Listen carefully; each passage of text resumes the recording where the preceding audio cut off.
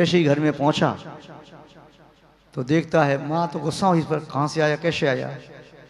वो खुश होकर जा रहा था, देखा मैं काम करने गया, कहाँ गया, उसके यहाँ गया, वो खेत था सुकृत पुण्य के यहाँ। अरे कभी उसने मेरे यहाँ पर काम किया, मैं उसको खीर का भोजन कराती थी, आज मेरी बेटे को उसके यहाँ काम करने की जाना पड़ा। क्या दिया उसने, ये पोटली चने की दी।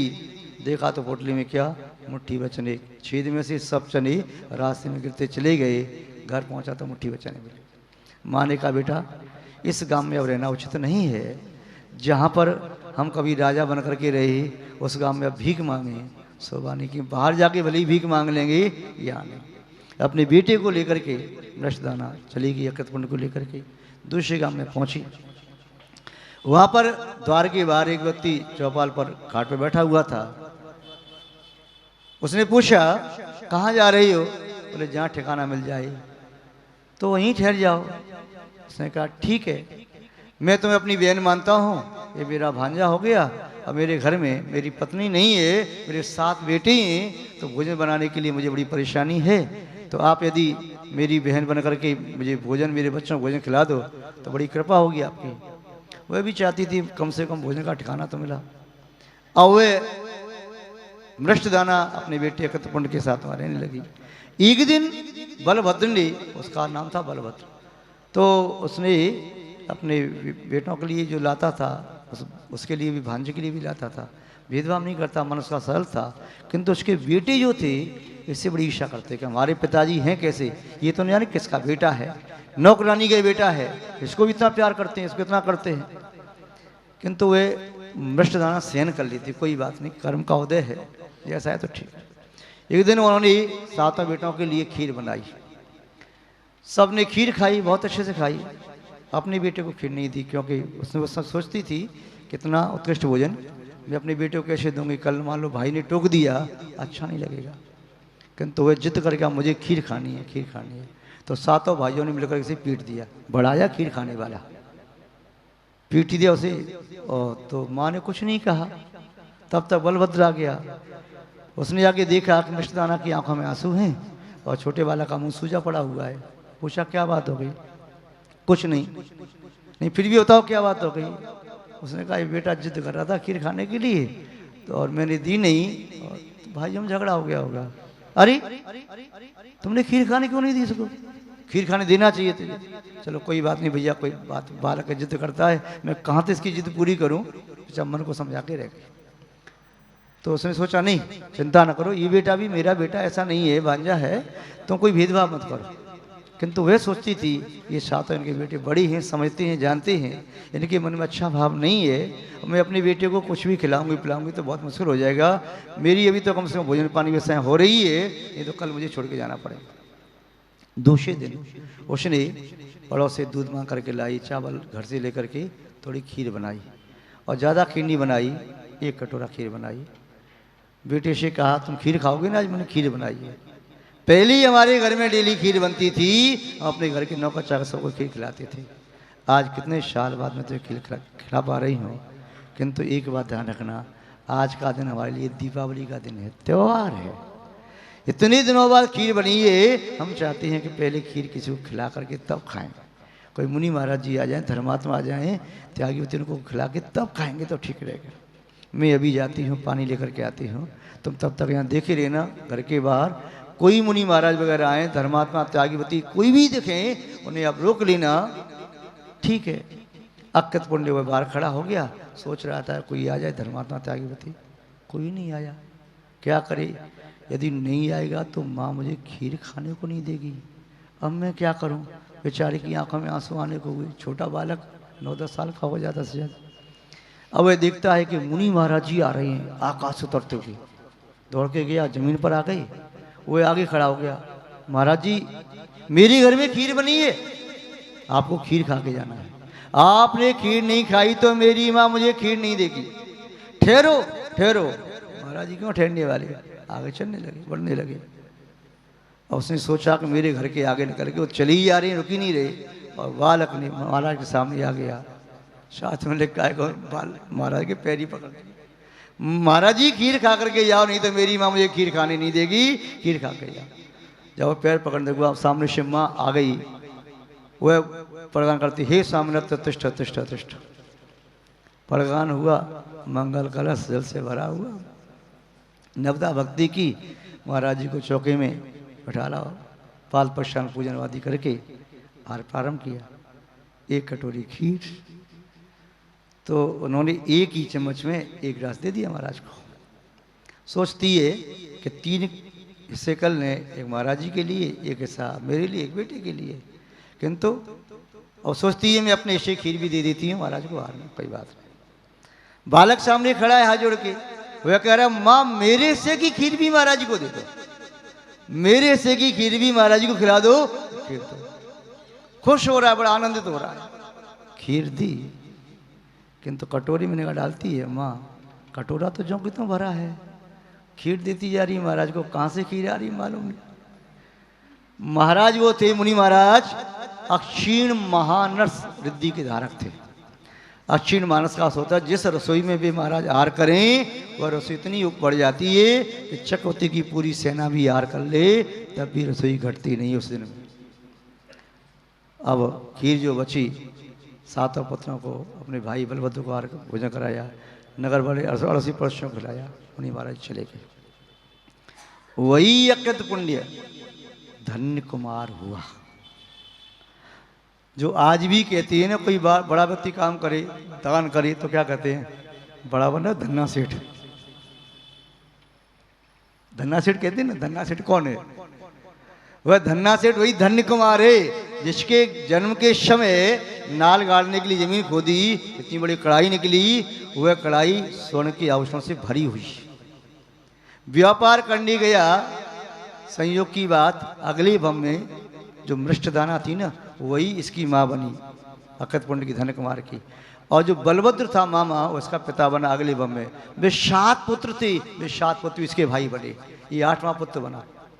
कर्म की लीला है, जो पहले पिता था 7 का पिता बना, जो पहले यहाँ काम करती वो उसकी माँ बनी 8 की, और बेटा उसका बेटा बना। तो वे 7 पूर्व संस्कार से सिर्फ ईर्षा करते थे कि हम 7 तो कमाई करते ही, और माता पिता का लाड़ प्यार फिर उसके प्रति ये काम करता ही नहीं है। इसे काम करने भेजो, कई बार भाइयों होता है काम करने भेजो, चलो माँ चाहती थी छोटा बालक है कहाँ भेजो, पिताजी ने भी कहा ठीक है, नहीं मानती हैं बेटे तो 500 सोने की दीनारें दे दी, बेटा व्यापार करने जाओ। पिताजी मैं जानता नहीं व्यापार कैसे होता है, क्या होता है। बोले एक वस्तु खरीदना, उसके बदले दूसरी वस्तु लेना, फिर खरीदना, फिर बेचना, ऐसे करना व्यापार कहलाता है। ठीक है, गया सोने की 500 मोहरें लेकर के पहुंच गया बाहर, नगर के बाहर चौराहे पर। एक गाड़ी आ रही थी लकड़ी से भरी हुई, 2 बैल उसमें लगे हुए थे। ठहरो, गाड़ी वाला रुका, एक गाड़ी बेचोगे, लकड़ी बेचोगे? बोले हाँ।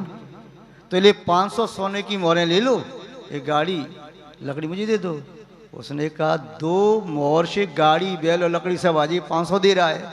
थैली उसने ली, बोले सोच लो, नहीं पूरी थैली ले जाए यार, मैं और क्या करूँगा। तो 500 मोहर उसको दी, तो मुझे गाड़ी दे, मैं व्यापार करना चाहता हूँ, मेरा व्यापार हो गया। उसने कहा अच्छा है। 2 बैल गाड़ी लकड़ी छोड़ के भाग गया, 500 मोहर लेके गया। अब वह गाड़ी को लेकर के खड़ा था, सोचता मैं व्यापार, एक व्यापार और करूंगा, एक हुआ भी तो। एक गाय वाला, गाय बेचोगे? बोले हाँ। गाय मुझे दे दो, ये मेरी दोनों बैल गाड़ी लकड़ी सब ले लो।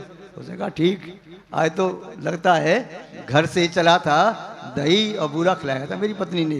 बात ठीक है, एक गाय के बदले में 2 बैल भी आ गई, गाड़ी भी आ गई, लकड़ी भी आ गई। अब वह गाय को लेके खड़ा था, बकरी वाला आया, बकरी बेचोगे? बोले हाँ। तो मेरी गाय को ले ले, बकरी दे दे। ठीक है, बकरी ले ली उसने। वो सब वाह, 3 व्यापार कर लिया मैंने। अब एक तोता बेचने वाला आया, तोता बेचोगे? बोले हाँ। तो मेरी बकरी ले लो, तोता दे दो। ठीक, अब तोता उसने ले लिए, खुश हो रहा है बहुत कि मैंने बहुत बड़ा व्यापार कर लिया। अब एक मरघट से व्यक्ति आ रहा था, लकड़ी के पाए जले हुए लेके आ रहा था। जले हुए पाए तो वैसे अशुभ होते हैं। उसने कहा ये लकड़ी के पाए से आपके हाथ में से बेचोगे? बोले हाँ। बोले तो तोता ले लो, ये लकड़ी जली मुझे दे दो। ले ली, लकड़ी के पाए जले हुए थे। अब वह शाम हो गई, थक गया, नौकर से कहता है 4 लकड़ी की पाए उठाओ, घर चलो, अपन यार बहुत व्यापार किया, नौकर सिर पकड़ता है, बाबूजी क्या कहेंगे, 500 सोने की मोहरें दी, उसके बदले ये कौड़ी की लकड़ी नहीं है, इसको लेकर के आया। बड़ा व्यापार किया। घर पहुंचे, पिताजी ने बड़ा सम्मान किया, वाह मेरा बेटा व्यापार करके आया है, कुछ नहीं बताया। माँ ने पूछा क्या लाया व्यापार में, तो ये लकड़ी, नौकर ने कहा ये लकड़ी लेके आए, जली हुई अपशगुन होती है। माँ ने कहा ठीक है कोई बात नहीं, लकड़ी जली है उसे तो काट दूं कम से कम, नहीं तो जली लकड़ी घर में लाना अशुभ होती, वो शमशान की लकड़ी। तो आरी से लकड़ी काट रही थी माँ चुपचाप, 2-3 पाई थी तो काटी लकड़ी, और लकड़ी काट करके जैसे कटी तो उसमें जो छेद था उसको यूं किया, आंगन में रत्नों का ढेर लग गया, रत्नों की चमक पूरी इसमें फैल गई। उसमें एक पत्र निकला, तांबे का प्रशस्ति पत्र, उसमें लिखा था धनपाल सेठ का 8वां बेटा धन्य कुमार मेरी संपत्ति का मालिक होगा, और ऐसा मुनि महाराज ने पहले से कह दिया। जब पिताजी ने देखा कि यहाँ का राजा पूर्व जो राज करता था, उसने मुनि महाराज से पूछा कि इस राज का मालिक कौन होगा आगे। उसने कहा तुम्हारा परिवार वंश तो नष्ट हो जाएगा, धनपाल सेठ का 8वां बेटा होगा, धन्य कुमार वह होगा। तो उसने पत्र में लिख करके वह प्रशस्ति पत्र उसको खाट के पाए में पलंग में लगवा दिया। उसमें जो रत्न थे वे भर के रख दिए। अब वह प्राप्त हुए, पहली बार में तो राजा बन गया। अब वह जहाँ भी जाए उसे लाभ हो, जहाँ भी जाए लाभ हो। कुंड ऐसा ही काम करता है। उसने एक बार मुनि महाराज के आहार दान की अनुमोदना की, माँ मेरे से की खीर भी खिला दो, मेरे से की खीर भी खिला दो। क्या आनंद आया था उस अनुमोदना से। इतना बड़ा वो धन्ना सेठ हो गया, जिसकी बात अभी तक अपन लोग भी कहते हैं, बन गए तुम धन्ना सेठ। तो संवेग भावना का अर्थ क्या था कि जो धर्म को देख करके, धर्म के फलों को देख करके, अच्छा बहुत अच्छे बहुत अच्छे उनका मन भी उदार है, दान के क्षेत्र में वो भी पीछे नहीं है, बहुत अच्छी भावना है। तो जो धर्म को देख करके, धर्म के फलों को देख करके और धर्मात्मा को देखकर जिसके मन में आनंद आता है, वास्तव में संवेगी कहलाता है, वह समदृष्टि होता है। और जिसके मन में धर्मात्मा को देख करके गिलानी आई, ईर्ष्या का भाव आई, ये तो बहुत दान दे रहा है, ये तो आगे बढ़ रहा है, इतना कमा लिया, ऐसा कर रहा है, वह धर्मात्मा नहीं होता। धर्म का दूसरा लक्षण, सम्मत का दूसरा लक्षण समझ में आ गया। संवेग, धर्मात्मा को देख करके आनंद आना चाहिए, चाहे कोई मुनि महाराज हो, कोई ये लग दी छुल्लक दी यारका माता जी हो, त्यागीवती हो, चाहे मंदिर में पूजा पाठ करने वाले कोई भी धर्मात्मा हो, धर्मात्मा को देख करके आनंद आना चाहिए। और कोई धर्म का कार्य हो रहा है तो अनुमोदना करो, भैया आपका काम अच्छा हो। कोई शिखर जी भी जा रहा हो तो कहना भैया तुम्हारी वंदना अच्छे से हो जाए, तुम्हारी यात्रा अच्छी हो। कोई चौका लगा रहा है, भैया अच्छे से काम हो जाए। कुछ भी काम करे अनुमोदना करो। तो ये संवेग भावना कहलाती है। संवेग भावना के माध्यम से निस्संदेह चित्त में आनंद भी आता है और साथ से पुण्य का बंध होता है। मैं समझता हूँ आपका समय ज़्यादा हो रहा है, आज बस इतना ही पर्याप्त है। जय बोलिए श्री शांतनाथ भगवान की, पूज्य आचार्य गुरुदेव श्री विद्यानंद जी महाराज की। संसार दावा नल मेघनीरम सम्मोहधूली हरणे समीरम माया रसादारुण सारसीरम नमामि वीरम जिनराजधीरम नमामि वीरम गिरिराजधीरम नमामि वीरम मुनिराजधीरम। श्रीमत् परम गंभीरस स्याद्वाद मोगलांक्षणम जिया त्रैलोक्यनाथस्य शासनम जिन शासनम शासनम जिन शासनम शासनम जिन शासनम। जय बोलिए त्रिकालवर्ती त्रैलोक पूज्य विश्वाराध्य पंच परमेष्ठी भगवान की, अनंत अनंत शुद्ध परमेष्ठी भगवान की, वर्तमान जिन शासन नायक श्री वर्धमान महावीर भगवान की, परम पूज्य चारित्र चक्रवर्ती आचार्य श्री संत सागर जी मुनि महाराज की, परम पूज्य भारत गौरव आचार्य श्री देशभूषण जी मुनि महाराज की, परम पूज्य सिद्धांत चक्रवर्ती आचार्य गुरुदेव श्री विद्यानंद जी मुनि महाराज की, अहिंसामय विश्व धर्म की। जैनम जयतु शासनम विश्व कल्याण कारकम। विश्व में जिन शासन ही एक ऐसा शासन है जिसकी छत्र छाया में आने वाला प्रत्येक भव्य प्राणी अपनी आत्मा का कल्याण करने में समर्थ होता है। हम और आप सभी मिलकर के ये भावना भाते हैं, ये अनादि निधन जिन शासन सदैव जीवंत रहे और जयवंत रहे। धर्म स्नेही सत श्रद्धालु, यहाँ पर उपस्थित आप सभी भव्यवर पुंडरीक पुण्यात्मा महानुभाव, विगत दिवस चर्चा कर रहे थे सम्यक्त्व के लक्षण के संबंध में। जैसे रोगी के रोग का परीक्षण डॉक्टर लक्षण के माध्यम से करता है। कोई वैद्य है, वह रोगी की नाड़ी पकड़ करके बताता है कि इसको अमुक रोग है, नाड़ी की गति मंद है व तीव्र है, सम है या विषम है, वात पित्त कफ ये प्रकृति सम है, त्रिदोष है या एक दोष है या दो दोष है, या मिश्र प्रकृति है। आज भी कुछ वैद्य ऐसे हैं जो नाड़ी पकड़ करके पहचान लेते हैं कि शरीर में क्या रोग है। पहले और भी कुशल वैद्य होते थे, इतने कुशल वैद्य होते थे कि नाड़ी को छुए बिना किसी नारी के हाथ में धागा बांध दिया, पर्दे के बाहर वैद्य जी बैठ गए, उस धागे को पकड़ करके बता देते कि नारी को, उस महिला को क्या परेशानी है।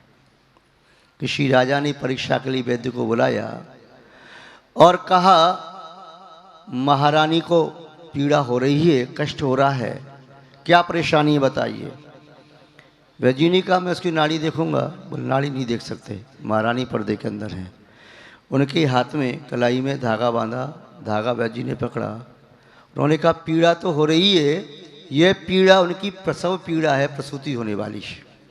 इतने कुशल वैद्य पहले होते थे, लक्षण परखने में बड़े निष्णात होते थे।